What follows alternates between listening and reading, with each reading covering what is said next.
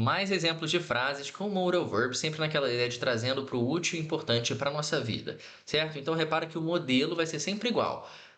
Modal verb, depois o verbo principal, a ação de fato, né? Diferente das outras vezes que a gente viu que precisava de um to, precisava de um ing às vezes, né? Então, aqui vai ser direto modal verb, verbo. Tem como adivinhar? Não. Mas essa é a regra para modal verb. Você tem que ficar praticando até automatizar isso. I can play the guitar. I can play the guitar. I can play the guitar. Aqui tem uma coisinha, ó. I can play. I can. Olha essa pronúncia aqui. I can play. I can play the guitar. É diferente de falar o verbo sozinho, né? Como eu tinha explicado na aula anterior, que é o can. Porque aqui, no meio de uma frase, ele acaba sendo reduzido para o I can play. I can play. I can, verbo. Por quê? Porque como o americano não gosta do som da letra T, né? A tendência de falar esse can na negação vai ser justamente assim. Can. Como se fosse um som mais longo, de novo com essa ideia de duas vogais, né? Duas sílabas. Can. Se a gente for marcar o T, seria can't. Mas, o que acontece no geral, por causa dessa particularidade do inglês de não gostar muito do T, a gente vai reduzir para can. E aí pode confundir com o verbo na afirmativa, né? Então, como é que a gente faz? A gente reduz o verbo na afirmativa para I can. I can play. Se fosse na negativa, seria I can't play.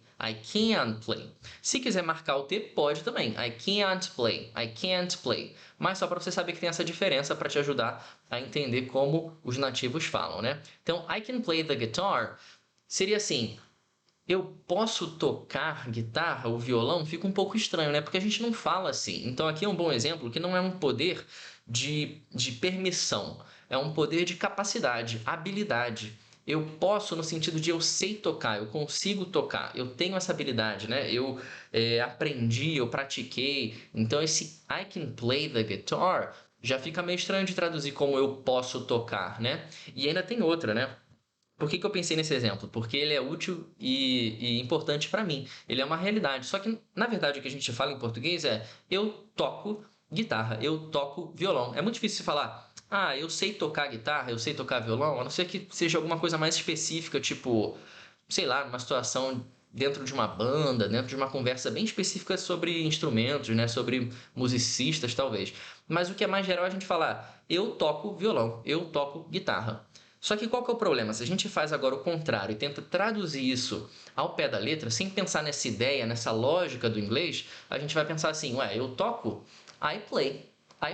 Beleza, fácil, né? Presente, I play, vai direto o verbo. Só que qual é a diferença aqui? No inglês, quando a gente fala I play, você está focando na frequência, no hábito, naquela ideia de verdade. Percebe a diferença? Quando você fala I can play, é tipo assim, eu sei fazer essa parada aí. Eu tenho essa habilidade, eu tenho essa capacidade. Percebeu? É uma sutileza que se perde na tradução. Mas o modal verb, às vezes, fica um pouco estranho de traduzir por causa disso, né? Tanto do inglês para o português, quanto do português para o inglês. Esse aqui é só um das centenas de exemplos que tem que a ideia se perde na tradução. Você tem que pensar na lógica. O que o inglês quer dizer quando ele usa essa estrutura? Vamos para a segunda, ó. I can swim. De novo esse I can swim. Eu posso nadar? A gente não fala muito assim, né? Eu sei nadar. Eu consigo nadar? Talvez, dependendo da situação também, né? Mas repara que o eu sei nadar, a gente não precisa usar o verb to know, saber. Percebe a diferença? Então esse can aqui, ele é traduzido de formas diferentes, mas o foco é a ideia, é a capacidade que você tem de fazer aquela atividade ali. Percebe? I can swim. Se fosse o contrário, eu não sei nadar, I can't swim. I can't. Percebe que tem dois sons aqui, duas sílabas, apesar de ser só uma sílaba escrita? I can't swim. Ou se quiser marcar o T, I can't swim. E, na afirmativa, I can swim. Percebe a diferença? Vamos lá. I would like to buy something. Então, would sozinho não significa nada. A partir do momento que a gente junta com o verbo principal, né, a ação, no português vai ser o nosso ria, gostaria. Então, o verbo gostar, to like, vai ser gostaria. Would like. Se falar só I like, é eu gosto. Eu gosto de comprar algo. Que tá certo também. Só que significa outra coisa. Eu gosto de comprar algo, ou alguma coisa, ou eu gostaria de comprar alguma coisa, percebe? Então pode ser assim. Ou você está pensando de, eu gostaria se eu tivesse dinheiro, uma opção, ou você está na loja, né, e você fala, boa tarde, tudo bem? Eu gostaria de comprar blá blá blá. Entendeu? Então você está usando esse gostaria, would like, e depois o to verbo, para ser mais educado. Em português a gente fala assim, quero comprar tal coisa, né? É difícil, apesar de existir em português, a gente não tem o costume de falar tanto eu gostaria, né? Parece muito, pra gente, é o contrário, pra gente parece que é formal demais, que é muito, né, pomposo até. Mas no inglês isso é normal. I would like to buy. I would like to buy something. E aí você pode trocar esse to buy para qualquer outro verbo. I would like to order. Eu gostaria de pedir, né? Quando você está no restaurante. I would like to pay. I would like to pay. Eu gostaria de pagar, né? Então você vai usar sempre essa estrutura trocando o verbo que vem depois do to. I must wake up early tomorrow. I must wake up early tomorrow. Então, juntando aqui na pronúncia, ó. Wake up early. Wake up early. Early. Early. I must wake up early tomorrow. Eu tenho, né? Eu preciso acordar cedo amanhã. Aí você vem no preciso, eu posso usar o need? Pode também. Mas o must tem uma cara mais de obrigação, assim, né? Eu tenho que, é um pouco mais forte que o preciso, mas de certa forma os dois podem ser usados também. Can you help me? Can you help me? Can you help me? Outra frase, outra pergunta, né, que você vai usar sempre quando estiver viajando, numa loja, num restaurante, pedindo informação, enfim, até em situações não necessariamente formais, né, mas com seus amigos também. Can you, verbo, certo? Perdão. Can you help me? Então aqui é um can de capacidade. Você tem o conhecimento necessário para me ajudar, né? Será que você consegue nesse sentido de, né?